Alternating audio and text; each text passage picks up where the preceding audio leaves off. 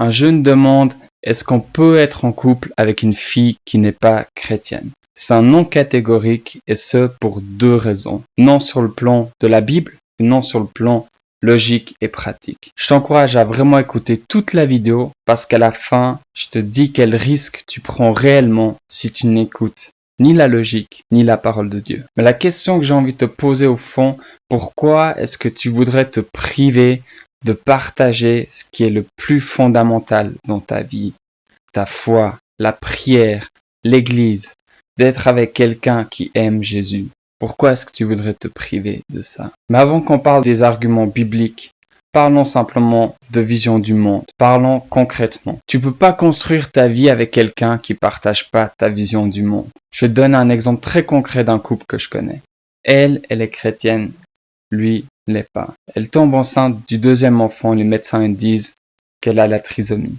Pour elle, avorter égale un meurtre. Pour lui, on se débarrasse d'un problème. L'enfant vient au monde, il est en bonne santé, il n'y a rien. Il y a une déchirure qui se crée dans le couple parce que l'homme avec qui elle partage sa vie a voulu tuer l'enfant qu'elle a porté et qui est là. Le couple n'est plus ensemble, ils ont divorcé. Tu vas peut-être trouver ça un exemple extrême, mais réfléchis à la gestion des finances, à l'éducation des enfants, au fait d'aller à l'église dimanche matin, se lever, de prier, de lire la Bible et d'essayer de la mettre en pratique. Imagine que toi tu as envie de donner l'argent à l'église aux pauvres et pour l'autre le but c'est de profiter parce qu'on n'a que cette vie. Je suis pas en train de sous-entendre que quelqu'un qui n'est pas chrétien ne peut pas être généreux. Je dis juste que il va probablement pas vouloir donner l'argent à l'église locale, c'est ce que je veux dire. Ce qui est certain, c'est que le centre de votre vie n'est pas le même. La vision du monde que vous avez n'est pas la même. Et ça va créer énormément de problèmes. Mais qu'est-ce que dit la Bible? L'Ancien Testament est super clair, il interdit les mariages interreligieux.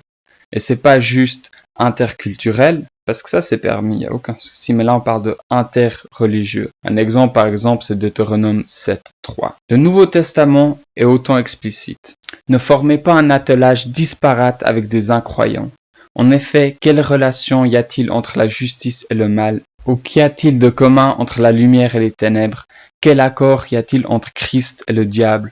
Ou quelle part le croyant a-t-il avec l'incroyant? Il est possible que Paul parle ici d'un partenariat commercial, mais je pense que le principe peut être le même pour le mariage. En fait, si c'est ce principe-là pour un partenariat commercial, combien plus ce principe est valable pour un partenariat de vie? Je t'ai dit qu'on allait parler du plus grand risque que tu cours si tu t'engages dans ce chemin.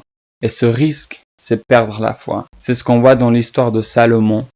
À l'époque de sa vieillesse, ces femmes entraînèrent son cœur à suivre d'autres dieux. Si tu as apprécié cette vidéo, donne-moi un like et abonne-toi. Ici, tu trouveras une playlist sur le couple, la sexualité, les relations amoureuses et beaucoup plus, et surtout ce que la Bible en dit.